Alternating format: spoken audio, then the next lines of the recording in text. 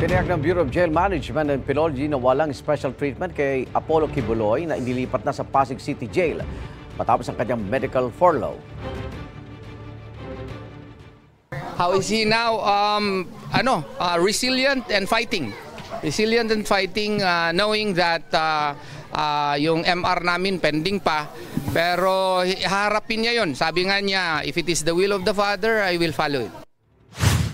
Hindi po natin pinahihintulutan yung mga special na treatment po na yon sa kahit na sino man pong PDL. Wala pong exemption yon. So ganun din po ang ibibigay natin kay PDL Kibuloy po. Sa Pasig City Jail, dinala si Kibuloy alinsunod sa utos ng korte matapos i-discharge mula sa Philippine Heart Center. 2 linggong mananatili sa holding cell si Kibuloy para obserbahan ang kanyang kondisyon, saka ililipas sa regular na selda kasama 35 pang inmate.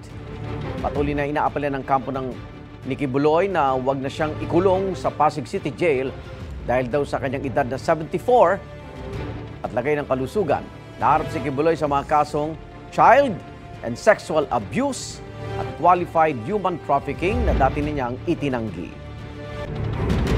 Igan, mauna ka sa mga balita, mag-subscribe na sa GMA Integrated News sa YouTube para sa iba't ibang ulat sa ating bansa.